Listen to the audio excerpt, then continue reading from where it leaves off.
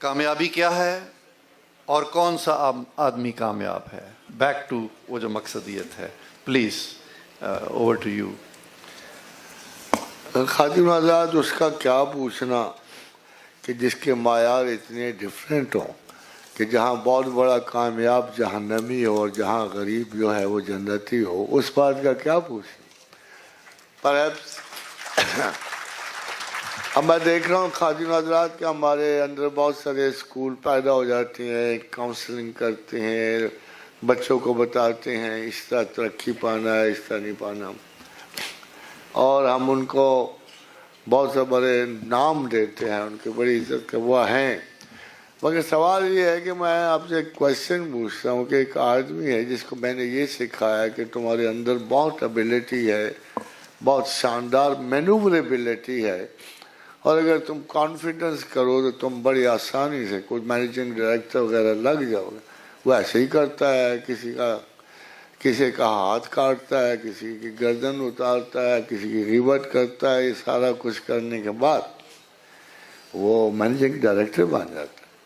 تو جو معیار ہیں ججمنٹ کے، وہ دنیاوی طور پہ ایک بہت سکسیسفل اور بڑا آدمی سمجھا جائے گا، اور ہم لکھیں گے اکارڈنگ ٹو ڈیل کارنیگین فلسفی، یا اگر دوسرے کے لکھا کہ اس شخص نے بڑی ذمہ داری اور محنت سے کام کیا، اس نے اپنے جوہر کابل کو سنوارا اور پھر اس نے بڑی عظمت پائی. وہ غدار ڈکلیئر کروانے سے پہلے چاہے ایڈولف ہٹلر ہو، چاہے مسولینی ہو، چاہے ذوالفقار علی بھٹو صاحب ہو، تاریخ انسان میں ان کی بڑے عزت و اکرام سے صرف اس لیے جائے گا نام کہ بڑے معمولی سے ایریا سے اٹھے، بڑی چھوٹی سی زندگی تھی. But is it success? یہ بڑا ڈاؤٹ فل کیس ہے، یہ سوچنے والی بات. ایسے ہی تھا جب اپنا قبلہ ذوالفقار علی بھٹو کو بڑی سخت سزا ملی، پھانسی ملی، تو ایک بندے ان کے بہت بڑے فین تھے، اور وہ ہر وقت انہیں کی بات عبادت کی طرح کیا کرتے تھے.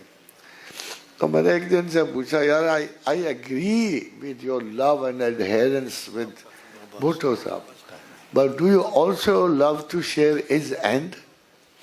اس پہ وہ خاموش ہو گئے. مسئلہ یہ ہے کہ ہمارے پاس معیار ہی نہیں ہے، کوئی ایسی تصدیق نہیں ہے کسی بندے کے بارے میں.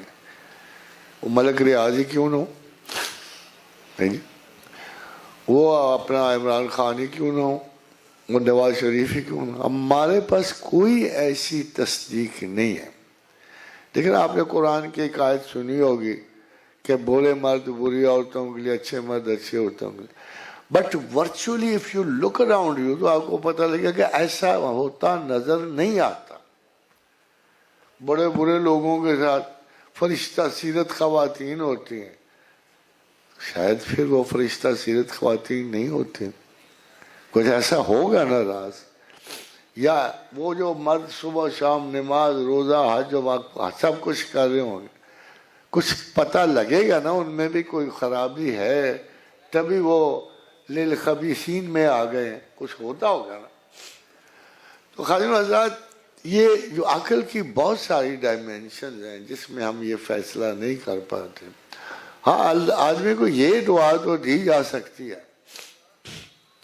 اب آج کل میں دے رہا ہوں، جیسے مجھے تو نہیں پتا کیسے کرے گا وہ رب کریم، کہ اللہ مجعل اوسع رزق کا علیہ عند کبر سنی و انقطاع عمری، کہ اللہ میری عمر بڑھ گئی ہے، میں اب بوڑھا ہو رہا ہوں، اس لیے آپ میری رزق میں اضافہ کر دیں. کہیں میں خدا سے دعا مانگ رہا ہوں گا کہ اللہ مجھے عزت عطا فرما دے، اللہم مالک الملک تؤتی الملک من تشاء وتنزع الملک ممن تشاء وتعز من تشاء وتذل من تشاء. تو تمام باتوں کی رخ حیران کن حد تک، حیران کن حد تک سارے کے سارے اشارات اللہ کو مڑ جاتے ہیں. سارے اشارات، چاہے آپ جو مرضی کر لو، جس کو خدا پہ یقین ہے نا، اس کی کائنات کا، اس کے جسم اور وجود کا ہر ذرہ بالآخر انجام پاتا ہے اللہ کے ساتھ. اور جو دنیا میں رہتا ہے اس کو دنیا میں تقابل پسند ہے, جو دنیاوی خواہشات پہ جیتا ہے, ان ساروں کا انجام ان کی موت کے ساتھ دنیا میں ہو جاتا ہے. I don't know who will like to live eternally. کس جگہ, کس دور میں اور کس منزل پہ پہنچ کے آپ اپنا تفاخر چاہتے ہو اور کامیابی چاہتے ہو. مجھے دنیا کی کامیابی کے تمام افسانے غلط لگتے.